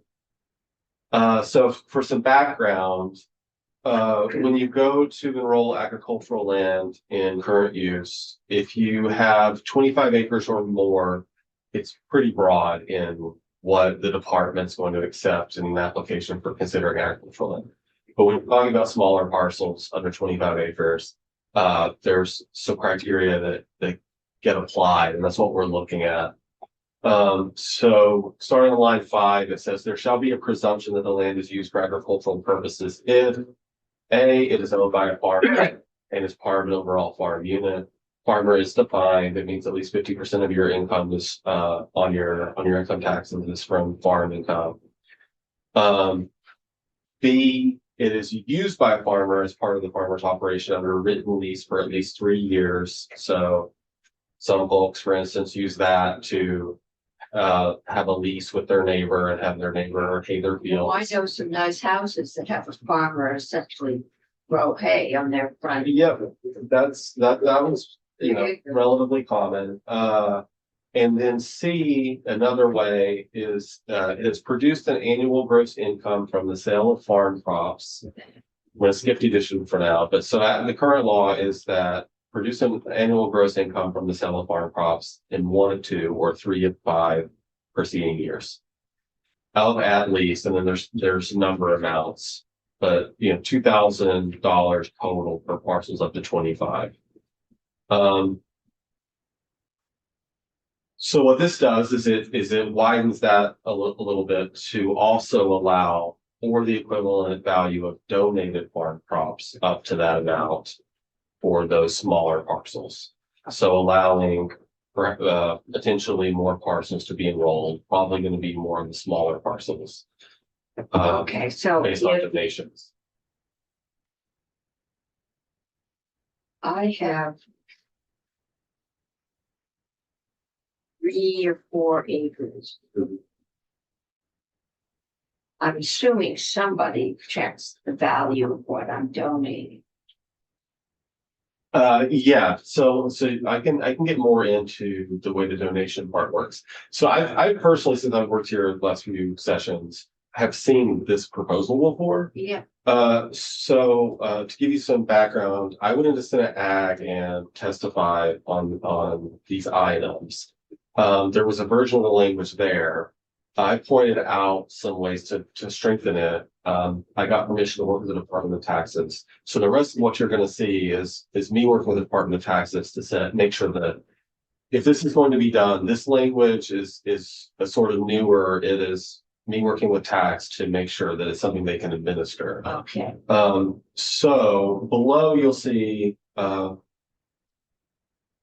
that we add a definition for donated farm crops. It says it means charitable contributions of farm crops that are allowable under 26 USA section 170C. That is the definition for a charitable contribution under federal law if you are going to take a deduction on your income taxes. It is an established definition, one that the Department of Taxes is comfortable enforcing. The types of entities that can be donated to are laid out. There's IRS guidance on these things. Then we found out you can shoot a deer and donate it to your local fish and game fundraising game dinner. That we had a bill in here that would have allowed it, and we were told that it was already allowed under federal law Oh, for charitable for contributions. charitable contribution. Yes, that is correct. 'Cause that I would don't know be, about roadkill, but I Right. do know that. it wouldn't let you enroll in current use under this stuff, just to be clear. Okay. Maybe if you were raising the deer. No, that's not. And then legal shooting. either. Is there deer farms? There's, In my district. are there, for the ag is really nervous about those and waste people. So that is a definition that exists. And then there's this extra link that says, and that are made to an organization that is unrelated to the owner of the enrolled land. In this case, enrolled land is appropriate, right? Right. But then the unrelated part was that came from a concern from the department to say, we don't want to see people setting up funding nonprofits. And, so, Kid eats it. I would be impressed by someone being so audacious as to go and create a 501c. So, Just so a I little can send encourage porn use. to my kids. But, so we do have language to avoid anybody who's trying to Yeah. find a loophole there. Mine So, is so small, somebody would catch you so quick. so none of that, is allowed. And that's something the department would look for. So as far as something that they can administer, they felt comfortable with this. Of course, the policy decision of whether you want to open up current use enrollment for donations is, that's the General Assembly. Okay. And it's a donation of. It only has to be $2,000 of donations. That isn't a lot of food in this day and age. And there's IRS rules for in-kind contributions. And since we're using that federal definition, we at least have something to work on to be able to decide what value attached to things. I mean, $2,000 in food as the chair says, it's not that much. I think that's what. To most get people are the spending use their money. value appraisal. Yeah. And how much difference would that be in the appraised value of property? Do you have sort of on average, like how much, or, how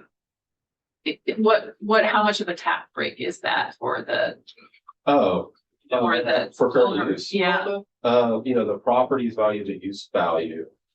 And the land and any farm buildings would be valued at 0. You do have to have a house site in current use, so the house there would be taxed normally. But if there's any farm buildings, Farm so. employees. So I mean, if I So, I mean, if it's an expensive farm building. It could be pretty significant tax for donating $2,000 of food. Which you would also Well, get, If you you could sold, potentially get if you sold it. under current law, if you sell 2,000, you can. Yeah, which is also pretty low. But in order to be a farmer, don't you have to make half your income? In order to enroll as farmland, half your income has to come. from That's farm. one of the ways, but so the way we're laying this out is, the subdivision we're talking about to qualify under that Yeah. does not require you to classify as a farmer. Yeah, So if I take my entire backyard and I grow high quality tomatoes in it, and I donate them, last time I went to the farmer's market, a tomato like that was $7. I don't have to donate a whole lot of tomatoes to my local school or food shelf to be able to have a $2,000 donation, but my land is then put in current use, which is the additional, whatever I guess, something acres that's unbuildable on. And the way the land value tends to work is actually the smaller the parcel, the more valuable it is per acre. Right. So we are talking about smaller parcels here. So if you have a very large farm, the use value might be pretty close to its actual market value per acre. But the smaller parcels, it could be, I don't know, thousands per acre in value, but the use value would change that to having a value of 100 for agriculture. yes. I mean, this will get to the farmer that wants to give his kid a 1 acre house site as a wedding present and has to pay the penalty for the VAT. I mean, that 1 acre is worth a lot more per acre individually than it is as part of a 100-acre parcel. And so the donated farm crops could be a tax deduction on income tax, right? If they're a person. There's nothing here, precluding, someone from also using that as a income tax deduction yet. Plus the other two things, there would be an Act 250 exemption for this person. And what was the thing in your area that had about the donation? It was being eligible for the required agricultural practices. So they would not be eligible? If you donate the equivalent amount of farm crops, the crops for sale or donation, You would be subject? be subject Okay, to so the they would requirement. be subject to the RAPs, but they would get exemption from Act 250 and they get to be on use value and they could have an income tax. That's a pretty good deal. That is a very good deal. Sure. For potentially one person in our state. As a footnote on the income tax You deduction. would have to have a fair amount of money, you aren't making your income off the farm. You're able to support the farm either through unearned income or you've got a really good job somewhere else. I think when we were looking at donations, we were looking at farmers who let groups come in and glean their fields. That's a different story. Those are Yeah. actual farmers. Those who are actual, I mean, making that's a when living we from started farming. doing the deduction. You know, I can only sell half my sweet corn crop this year, or, 90%, but I got 10% of my carrots left over. And I'm gonna donate them to the food shelf. Or my tomatoes with a blemish. That's different than saying you can donate all your food from your farm and be in current use. But About the income tax deduction, just to be thorough with the explanation, you have to itemize to get the full effect of the charitable contributions. So since this federal center deduction is very large these days, like a lot of people don't, so the person wouldn't necessarily, get an income tax deduction, but it's possible. it's possible. But current use, if it's prime land would be a really good. I think if it's more urban, it would, It is, it factors that would make the land value higher being like in a more urban area. and if I'm an out-of-state owner, and I know we have especially in forest land, we have out-of-state owners. I could have a farmer living on my farm, donate the money from my 3-acre farm, or donate $2,000 worth of veggies. And have my prime 3 acres on Lake Champlain in current use. Under current law, if you've got a farmer helping you, then you probably can find a way to qualify under current law. Okay. Gonna have to think of this. Okay, we're trying. Tell them if they want their bill, they need to do that.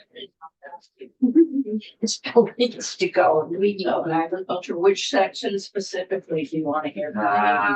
Which section, Bradley, do we want to hear from on all? All the money section. All the money All of that. They should be able to figure it out.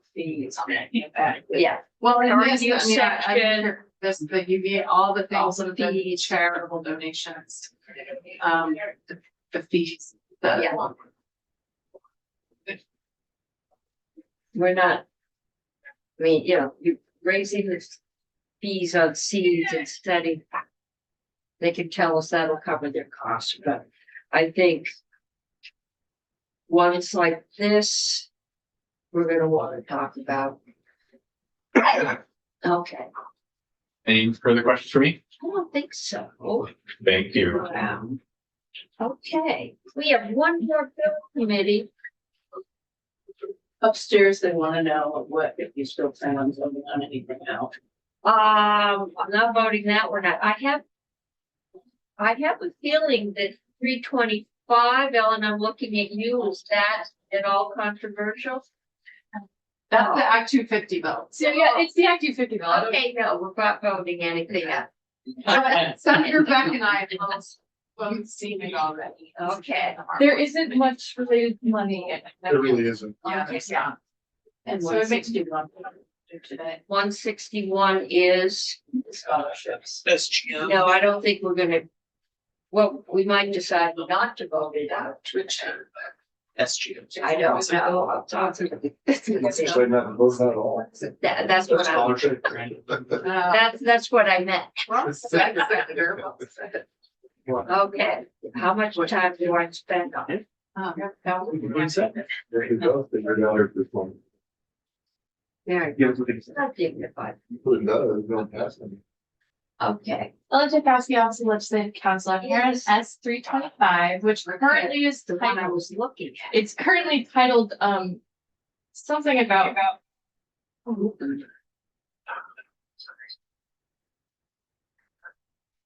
Something about model violence, and it's not about model violence, it's about Act 250. So. Would you like me to put it on the screen? Yes, please. All right, so, this is the bill that Senate Natural Resources worked on. It is going to be called after the amendment, enacting to regional planning and Act 250 tier jurisdiction. And it is about updates largely to Act 181. Okay. Has this been down to economic development? We didn't get this. No, it did not go to Yeah. economic development. Okay, well, those are usually the two adversaries on any of these bills, so. I think there was an agreement. Yeah, I Okay. think the chairs discussed. The chairs are in agreement, that There was makes the our life a coordination. lot easier.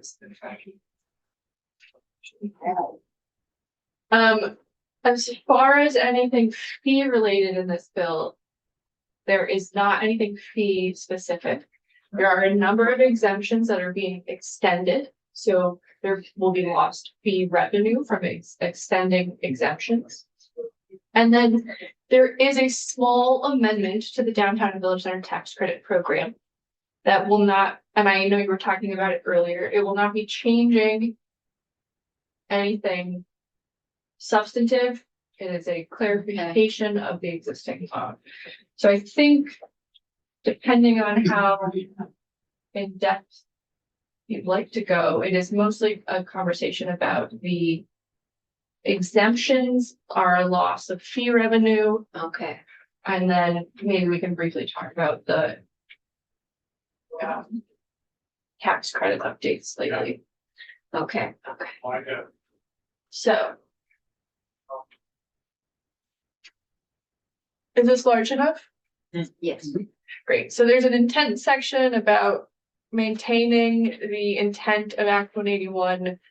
And most of this is going to be extending the Act 181. Section 2 starts with the road rule. It's not a road rule, it is a road construction jurisdictional trigger. It's being pushed out until January 1, 2030. From July 1 of this year.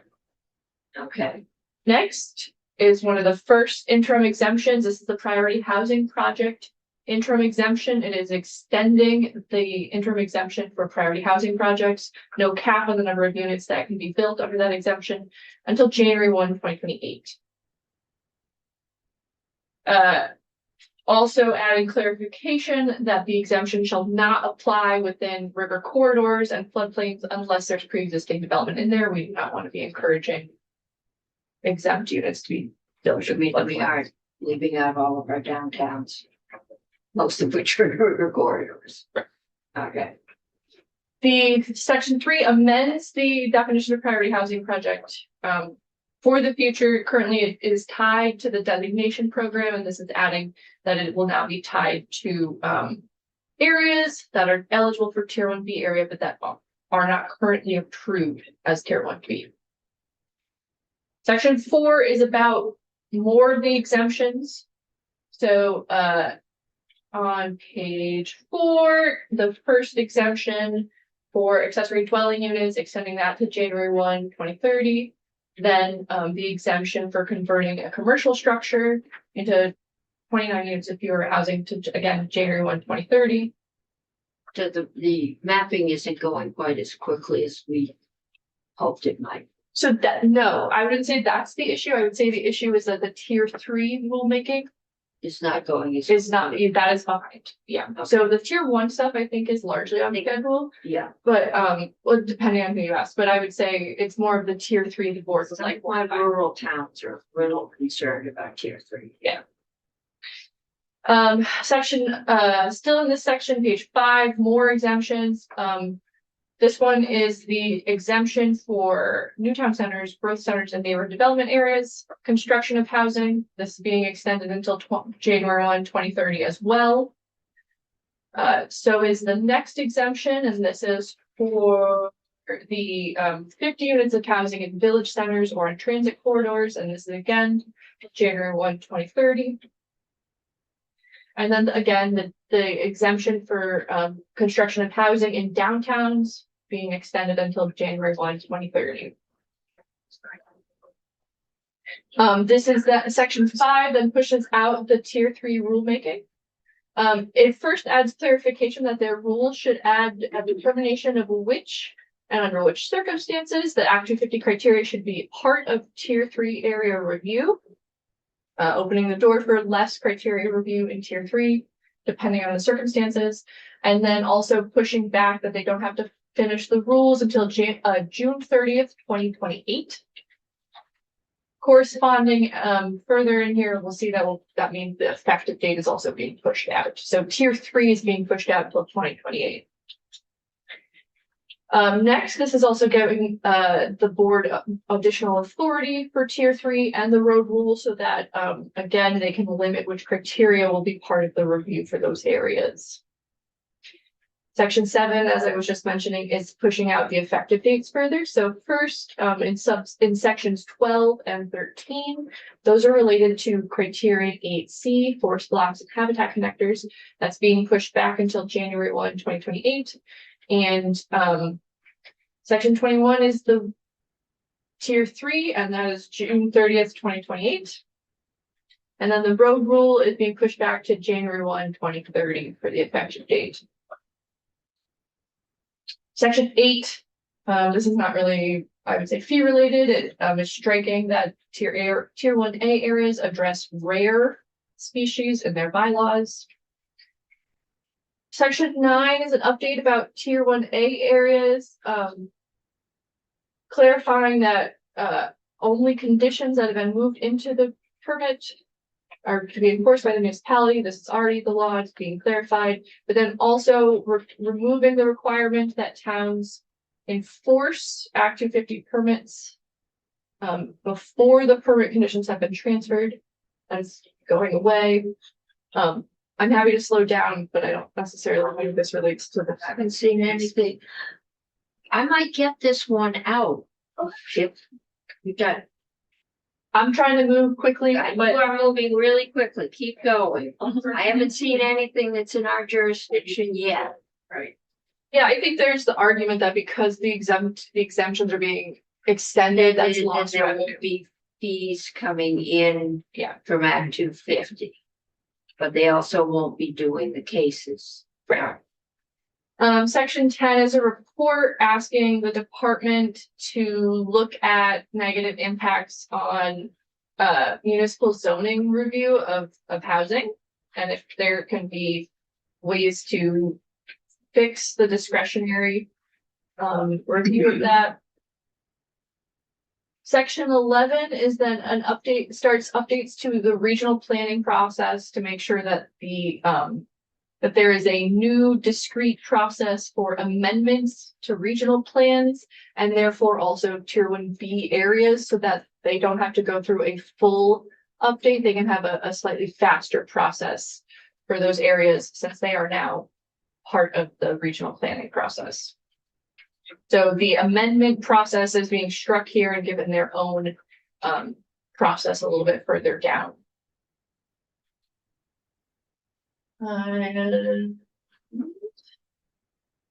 Yep, so regional plan amendments, they only have to go through one hearing as opposed to two. Future land use maps have to be consistent with the smart growth principles. Municipalities are allowed to have more than one center. And it is the intent that most towns have at least one village center. Sorry, I went a little fast there. Making a couple of changes to phrasing about whether things need to be in walking distance. This is being changed to compact and have multimodal connections. Walking distance is a little bit ableist.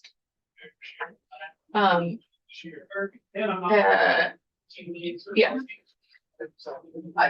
No, but when it was pointed out to us, we changed it. Yeah, it was, that's really, that's my. One small amendment I'd love to put forward. Can we just permanently rename it to be the Review Board for Land Use? No. RBULU. No. It says it here. RBLU. Land use review boards is exactly what they do. They are the review board for It's land. not in our domain. And also learn is fun to Everyone say. seems to hate that word, learn. Not everybody, Not just a couple people. Most people love it is what I heard. Ellen loves it. We're keeping it for her. That's as good as our gap committee. So anyway. All right, so there's just a couple of small changes about the land use categories and this sort of rephrasing. But this bill is here because basically putting off this, extending this process because it's more difficult than we thought it would. The only other thing I would flag for you is this last section. Tax credits. So the downtown and village center tax credit program, when in Act 181, when you updated the designations, downtowns, village centers previously were their own categories. They have been lumped together into one, and new town centers have also been lumped in. And so under that program, technically under the statute, new town centers could be eligible for the downtown and village center tax credit program. However, to qualify for the historic tax credits, it needs to be of historic age. And most things. All that development going on at the Berlin Mall, which is starting to become downtown Berlin because there is no Berlin. Well, and they did seek a designation, right? I think they they have. Yes, and so, but because it is new, it technically won't qualify because it's not those buildings historic. aren't that old. So Mall is. to be very clear about that, section 18 has been added to say the guidelines shall clearly indicate that only applications located in step 2 and step 3 designated centers or step 1 centers where a portion of the designated center is listed or eligible for listing on the National Register of Historic Places shall be considered. So, Okay. and so this says it in the language of the statute, but it's that if they have to be eligible for listing and, Okay. and some of these areas were sort of pulled in, they wouldn't technically qualify, but this is being very clear about that. Okay. Those buildings are not They're not gonna be eligible for the historic tax credits. building yet. Right. Okay. All right, And that's it, I believe. Oh, there's appropriations, but otherwise, yeah. okay. Yes. So, I just want everybody to know this came out of Natural Resources 5.0, and it was a lot of work to get there, a lot of discussion, and we came to a good place where we agreed on most of it and extending a lot of the deadlines, and the interim exemptions, Yes. everything like that. The chair did tell me that it was a unanimous vote, and we hoped we could do the same quickly. And economic development has seen this. I don't know if you guys have seen it, but I know that They said they would schedule me for next week before it's on the floor, Yeah. but we've been busy. There's nothing anybody's, yeah. we're looking at Bearville this week and they're gonna probably. So. Okay, committee, what do you want to do with this one? I mean, it's here because they've extended the deadline because basically, and I know I've got towns where the entire designated downtown is in the floodplain. And tier 3, as it's described, covers everything else. So this town is.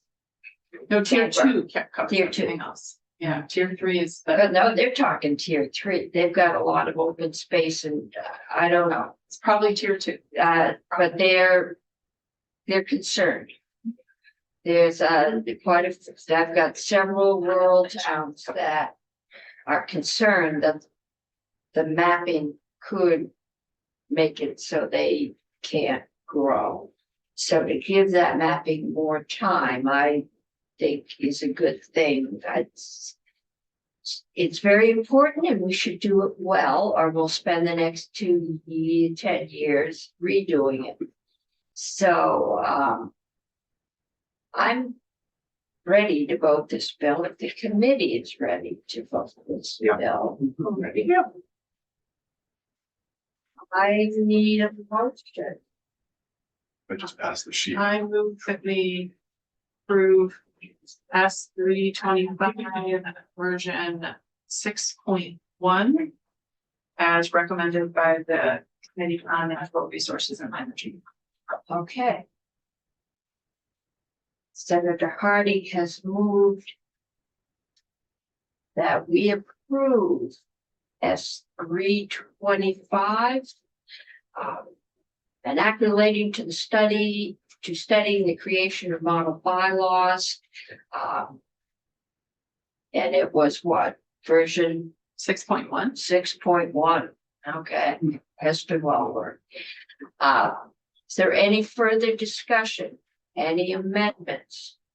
If not, the clerk call a roll on this. Senator Chitnan. Sure. That's not an official response. Yes, I marked it down. I, marked it yes. down. Senator Beck. Senator Hardy. Yes. Senator Brock. Yes. Senator Ulick. Yes.